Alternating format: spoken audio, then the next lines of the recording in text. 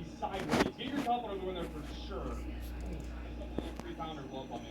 Foul me up. Oh, dude, the largies are there. Dude, I'd so much rather catch largemouth than stripers. Dude, if there's a 3-pounder, there's probably an 8-pounder sitting right there too with them. I'm seeing there's like way worse current than normal. So they might be more like largemouth. The surfers might not be here as like hard as they normally are. No, dude, what are you trying to do, bro? I'm trying to find these fish. I saw that largemouth. Kind of got an eye. Yeah, my largemouth thingy's going. Got a massive top on it. But if largemouth are biting, oh man. Oh, dude, did you see that? Oh my god. You got blown up one? Yes. Big one. Large. Right inside this rock wall, man. Yeah, I think you can chuck that big poppy over here a couple times. God, there's so much I want to do. There's so many good places to pass. It's like, there was no right or wrong. I think that big one's going to be what you need to kind of work this current and stuff. I'm going to throw the A-ring around someone. You keep working Big Daddy. I think Big Daddy is the key.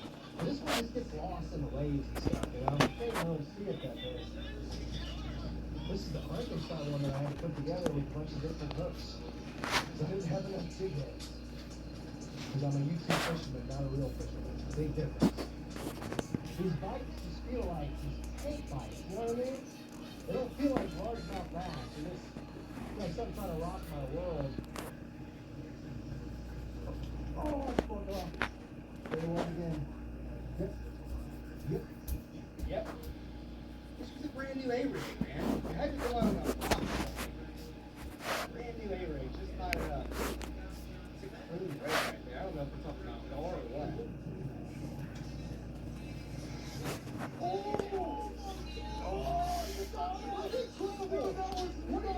I think it's a massive bar. Dude, that was We incredible. knocked it out of the water like 9 times. I'm gonna get the gun. Craziest thing I've ever seen. That was one of my craziest calls of all time. It's gotta be a gar though, man. I don't know, man. I mean, it was for a A second. striper would be ripping you. Yeah. Oh, no! Dude, it was like a 6-foot gar. It looked really Dude, good. it was massive. Look, you snapped me off.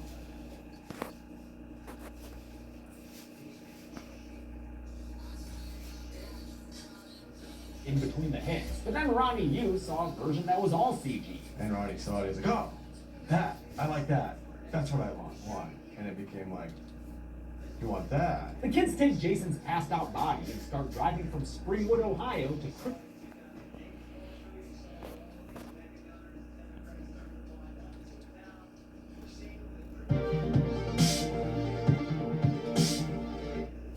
Welcome to the Kill Count, where we tally up the victims in all our favorite horror movies. I'm James A. Janice, and today we're looking at Freddy vs. Jason, released in 2003. In our modern age of crossovers and shared universes, it's difficult to overstate how cool it is this movie got made. Sure, the Universal monsters had hung out with each other, but that was half a century prior. In 2003, dream matchups between iconic characters were still mostly relegated to comic books. This was a big-budget showdown between the Dream Demon of Springwood and the Hockey Mask Machete Man from Crystal Lake. It was an event so monumental, they held a weighing-in at the Vegas Valleys a month before the premiere. What's the matter? Just speak for yourself, Hockey Puck. The owners of these two horror titans have been trying to make some form of Freddy vs. Jason since the late 80s. After 15 years, the movie had become the bastard child of 100 rewrites. 18 drafts were done by 12 screenwriters, some featuring a cult of so-called threadheads, some with even weirder shit. You don't want to know. Mark Swift and Damian Shannon finally came up with a premise that didn't suck. Freddy has lost his powers because the kids of Springwood have forgotten who he is. To make them remember him, he resurrects Jason from hell and sends him on a killing spree. Then, like so many other evil masterminds, he loses control of his subject and the two go head-to-head. Freddy vs. Jason found a champion at New Line in Stokely Chapman, a longtime horror fan who produced I Know What You Did Last Summer, and I Still Know What You Did Last Summer. But she did not produce I'll Always Know What You Did Last Summer. But she cool. After meeting with dozens of directors, she hired Hong Kong-born Ronnie Yu. Yu wasn't super familiar with either series, but had just directed Bride of Chucky. He imagined Freddy vs. Jason as a pro wrestling event with two larger-than-life figures going all out against each other. I just wanted to make sure that there's enough blood there. Dude succeeded in that regard, and others. Everything involving Freddy and Jason is great. They each get to shine in their own segments that feel tailored towards their types of terror. You have nightmarish scenes full of supernatural, creepy stuff and scenes with senseless slaughter. Great! Even better is that the two of them square off multiple times, each bout better than the last. You grew up a comic book fan, which infiltrates the visual language of the film. He's an imaginative guy who can mentally storyboard his movies, and he has a lot of fun with colors. Aside from the annoying low frame rate slow motion, which I hate, I think he made a great looking film. But Neil wasn't as interested in working with his actors, a mix of Americans and Canadians, since this was filmed in Vancouver. Their parts are poorly written, and their lack of direction is clear. I don't need all these meatbags to have rich, in-depth backstories, but at least make them somewhat likable. The folks running around here are just annoying. And don't say it doesn't matter because this is a slap. We've seen plenty of likable characters in many Friday and Nightmare films. I think these jerks are more just a product of their time. The early 2000s had a nasty cynicism, and that nihilistic sarcasm bleeds through here. One last note, this movie's got flashing and strobing lights constantly. So maybe avoid this video if that's gonna affect you. Otherwise, let's see if the ultimate matchup can deliver some ultimate kills. The movie begins in a boiler room as Freddy's first build in this panel. He also gets first kill. This poor little girl he murders off screen. Hey, what you doing with that picture, dude? This ain't the Nightmare remake yet. Please stop. He narrates his origin, like how he was killed by angry parents, though he does leave out that his powers came from a deal with dream demons. I want it all! Of course you do. They open up. And you shall be forever. Why wouldn't you mention that, Fred? Freddy's become powerless because kids have forgotten him. Make them remember, he's gonna wake Jason up from hell. Best way to do that is with a whole lot of naked lady flash, provided here by Odessa Monroe. This very same year, she flashed her boobs on a motorcycle in Final Destination 2. Big year for her boobs. The maniacal memory plan works, and Jason chases Heather into the woods before killing her with a machete stab that pins her to the tree. And Heather, you only count as one kid. Don't try that face morphing thing to inflate the stats. Yes, I'm counting Heather, even though she's a dream, just like Jason's mom is a dream. It's Pamela Voorhees, played by Paula Shaw. Betsy Palmer was offered the role, but said the dialogue sucked too much. You promised me you'd kill all these people. I'm an actress, for God's sake. Don't give me some dumb line like that. Pamela directs Jason to get up and kill the kids around him. It'll really help his mother out. And by mother, I mean Freddy. Playing Freddy Krueger for his 8th feature film was Robert Englund, of course, the man synonymous with the character. She gets top billing. And honestly, who wouldn't want England hanging around? It's hard to get your motivation when you see so nice all the time. When it came to Jason, Kane Hodder seemed equally obvious to Friday fans and Sean S. Cunningham. But New Line kept Cunningham distant from the project, in part because of Jason X's failure. Hodder also suffered from association with his Friday films, which were usually regarded as pretty bad. Additionally, director Ronnie Hughes said he wanted his Jason to have expressive eyes. Whereas Freddy was pure evil, the audience could get emotionally invested in Jason. So maybe Hodder's rage-filled murder machine that sometimes veered into humor didn't appeal to the director. I've heard people blame you, while he and others blame nameless studios. The decision not to use Kane Hodder really had nothing to do with Ronnie. But at the end of the day, I just feel bad that Hodder didn't get to be a part of this moment, especially after publicly advocating for the crossover for years. I really wish I had been able to do it. Instead of Hodder, Jason was played by 6'5" Canadian Ken Kersinger, a stunt coordinator in his own right and occasionally an actor. We saw him as Palm Mutant in Wrong Turn 2. Kersinger had played a New York cook, manhandled by Jason in Takes Manhattan, where he also doubled for Hodder as Jason in Two Shots, getting hit by a car, and I think when they did the third rail bend at the subway tunnel. While I don't like this Jason stag droopy eye, I think Kersinger does well reinventing the character. Gone is Hodder's heavy chest and moving his head before his body. This Jason would be new, and to prove it, you gave him a new hockey mask. This one's browner, has cheap chevrons again, and is free of the Chris Higgins axe mark. Jason heads to Elm Street and the most famous house on the block, inside of which a bunch of teens are drinking, smoking, and incendiating. Lori, who lives here, is trying to ignore this Blake blow. You know about feng shui? She doesn't get help from her friend Tia, played by Kelly Rowland during Destiny's Child's 3-year hiatus. Blake was brought here by his bro Trey, his super douchey boyfriend that Lori's friend Gid. Oh, babe. Don't kiss me after you stop, huh? Babe, make me ask you twice. Babe, you know I don't like to be touched that way, okay? Hey, no touchy. Jason appears in the bedroom and kills Trey by stabbing him about 10 times with a machete. Impressively, Trey holds on to his beer the whole time. Good job, Trey. Spoke too soon. Hey, you know I can only sleep when it's shaped like a bee. The kids run screaming until they find the police. The older cops recognize the Freddy Krueger house and try to keep his name under wraps. They fail, and Lori overhears them and repeats the name to herself as she falls asleep at the police station. That's basically an express pass to Nightmareville, USA. Population, a bunch of creepy kids on missing child posters, and one little girl who ain't got no eyes. Little Iris Annie orders Lori to tell everyone about Fred Krueger and to help her remember his name. Here's a song. Yeah, I know this is like the third reunion tour for the Jump Rope Girls, but I'm getting those tickets anyway. I'll take any performance I can get. Since Freddy's in Lori's head now, he wants to try killing again. He decides to go after Blake, who graduated from the Nicolas Cage Acting Academy. My best friend was just killed, Dad. Blake's Alex Jones-looking nightmare is played by Brent Chapman, who got killed by Michael Myers in the beginning of Halloween Resurrection. Blake drinks himself into a nap, and Freddy attacks him using Shadow Swipe. It's not very effective. Freddy tells the viewers that while he's still weak, Jason will have to keep killing. J-Man's already ahead of him, as Blakey wakies to find his dad decapitated on the porch. Blake grabs the head and hilariously tries to use it as a shield when Jason murders him. Now it's time for the nightmare-flavored characters of the film, as opposed to the more Friday-like group of teens all drinking and sex. Lori's estranged ex-boyfriend Will and his buddy Mark are institutionalized at Weston, the psychiatric hospital from Nightmare 3 Dream Warrior. Will is played by Jason Ritter, whose dad John Ritter had just been directed by Ronnie Yu in Bride of Chucky. Mark is given an energetic performance by Brendan Fletcher, who was solid in the awful Leprechaun origins. Will sees on the news that there was a murder at Lori's house, so Mark uses his butt cheeks to steal some keys and they escape. At school, Lori tells her friends about the burnt man from her dreams, and Mark shows up to keep yelling about Fred and turn Lori into a teary baby. He also scares, whoa, Angeline Lilly? Girl, you've got an oceanic flight today. With a good word of Fred circulating around, Kia has a dream.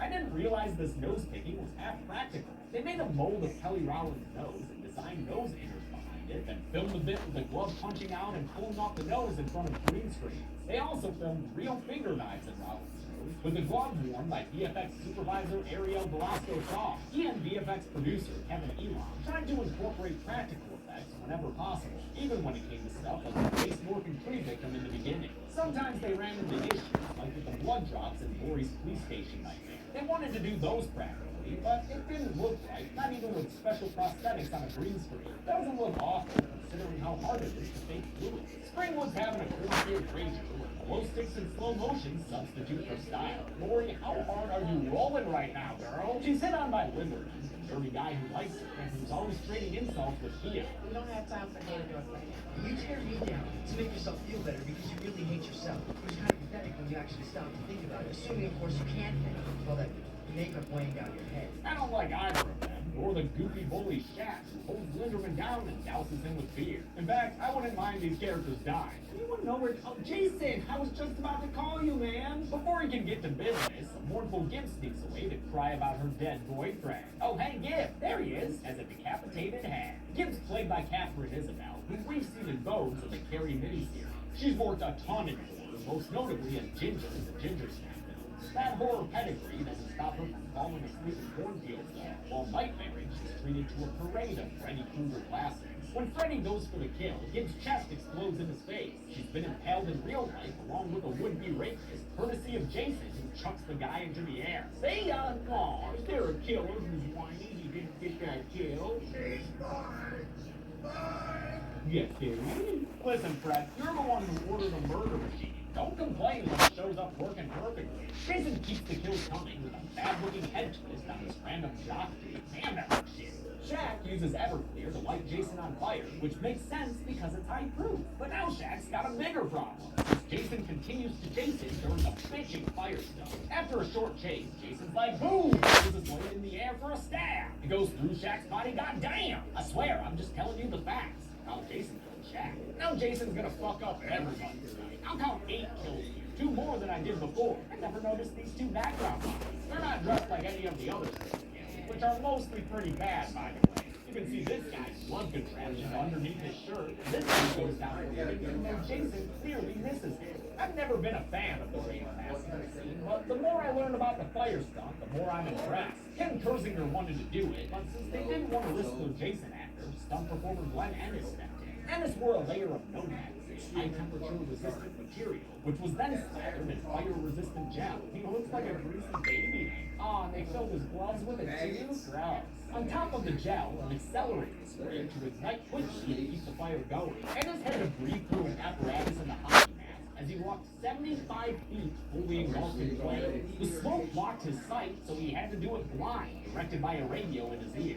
Watching what went into this film makes me more forgiving of these lame-ass kills. Who cares if a blood spraying What the fuck is this? They had a man on fire there. The important thing was making sure they put him out. That was the last burn scene with Glenn Ennis.